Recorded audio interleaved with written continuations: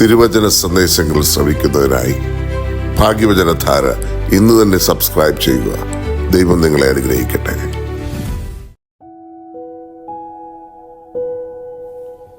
ത്രിയേക ദൈവത്തിൻ്റെ ധന്യതിരുനാമത്തിന് മഹത്വം ഉണ്ടായിരിക്കട്ടെ. ഭാഗ്യവചനധാരയിലേക്ക് ഏവർക്കും സ്വാഗതം. ഇന്ന് നമ്മുടെ ചിന്തയ്ക്കായി വിഷയീഭവിപ്പിക്കുന്ന വാക്യം 118 സങ്കീർത്തനം 24 വാക്യം. ഇത് യഹോവ ഉണ്ടാക്കിയ ദിവസം, ഇന്ന് നാം സന്തോഷിച്ച് ആനന്ദിക്കാം. നൂറ്റാണ്ടുകൾക്ക് മുമ്പ് സങ്കീർത്തകൻ ഈസ്റ്റർ ദിനത്തെപ്പറ്റി ആത്മപ്രചോദനായി ഇപ്രകാരം പ്രസ്താവിച്ചു. ക്രിസ്തുവിൻ്റെ പുനരുത്ഥാനത്തെക്കുറിച്ചുള്ള ഒരു പ്രവചനമത്രേ. കർത്താവിൻ്റെ വിജയ ദിവസമെന്ന് വിശേഷിപ്പിച്ചിരിക്കുന്നു. ഉയർപ്പിൻ്റെ പ്രസക്തി വിസ്മരിച്ചാണെങ്കിലും ഇന്ന് സന്തോഷവും ആഘോഷവും നടക്കുന്നുണ്ട്. ബൈബിളിലെ അവസാന പുസ്തകമായ വെളിപാട് 1-ാം നൂറ്റാണ്ടിൻ്റെ അന്ത്യ ദശകത്തിൽ രചിക്കപ്പെട്ടതാണ്. അതിൽ ആഴ്ചയുടെ 1-ാം ദിവസമായ ഞായറാഴ്ചയ്ക്ക് നൽകിയിട്ടുള്ള പേര് കുറിയാക്കി എന്നാണ്. അർത്ഥം കർത്താവിൻ്റെ ദിവസം. ആ പേര് ഉണ്ടാകാൻ കാരണം അന്ന് ക്രിസ്തു ഉയർത്തെഴുന്നേറ്റ് തൻ്റെ വിജയവും ആധിപത്യവും സ്ഥാപിച്ചു എന്നതാണ്. ശാബത്തിൻ്റെ ആചരണത്തിൽ കർക്കശമായ നിഷ്കർഷയും നിഷ്ഠയും ഉണ്ടായിരുന്നു. അപ്പോസ്തോലന്മാർ ഞായറാഴ്ച വിശുദ്ധ ദിവസമായും ആരാധനയ്ക്ക് സമ്മേളിക്കുവാനുള്ള ദിവസവുമായും ആചരിക്കാൻ പ്രേരിതരായത് ക്രിസ്തുവിൻ്റെ പുനരുത്ഥാനം ആ ദിവസത്തിൽ സംഭവിച്ചതുകൊണ്ടാണ്. റോമൻ ജനതയ്ക്ക് ഞായറാഴ്ച, സൺഡേ, സൂര്യദേവന്റെ ദിവസമായിരുന്നു. എന്നാൽ ക്രിസ്തീയ വിശ്വാസികൾക്ക് അത് നീതി സൂര്യനായ യേശുവിൻ്റെ വിജയ ദിവസമായി പരിണമിച്ചു. അവരുടെ വിശ്വാസത്തിൻ്റെയും ജീവിതത്തിൻ്റെയും അസ്ഥിവാരം പുനരുത്ഥാനത്തിൻ്റെ യാഥാർത്ഥ്യമാണ്.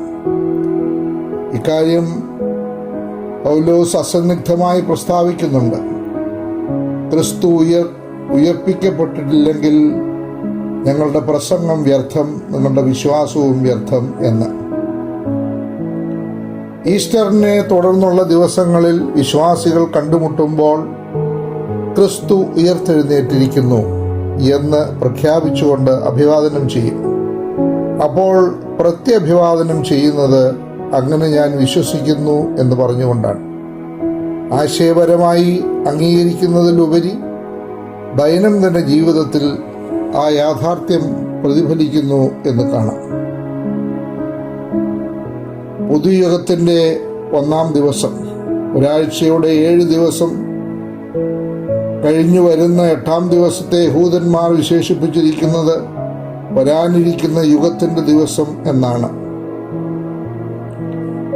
ആ യുഗം അവിടെ സമാഗതമായി എന്ന പ്രഖ്യാപനമാണ് ഞായറാഴ്ച ഉണ്ടാകുന്നത്.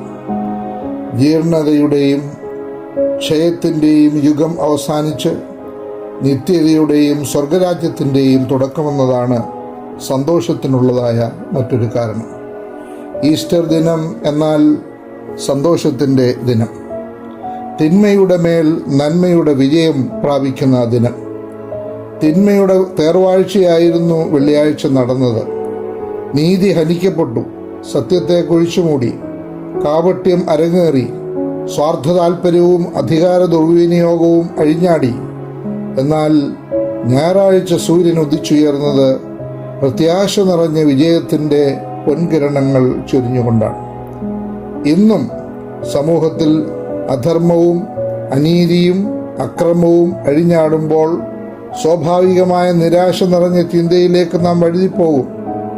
എന്നാൽ പുനരുത്ഥാന സന്ദേശം നമ്മിൽ പ്രത്യാശയും ആത്മധൈര്യവും ഉളവാക്കുന്നു. പൈശാചിക ശക്തികൾ ആഞ്ഞടിച്ചാലും അവയെ പരാജയപ്പെടുത്തി ദൈവം വിജയം വരിക്കുമെന്നാണ് ഈസ്റ്റർ നമ്മെ അനുസ്മരിപ്പിക്കുന്നത്. ഈസ്റ്ററിൻ്റെ സന്തോഷം കേവലം ഭക്ഷണ പദാർത്ഥങ്ങളിൽ പരിമിതപ്പെടുത്താതെ ആത്മീയ തലത്തിൽ അനുഭവവേദ്യമാക്കാൻ നമുക്ക് ഏവർക്കും സാധിക്കട്ടെ. ഏവർക്കും ശുഭദിനം ആശംസിക്കും.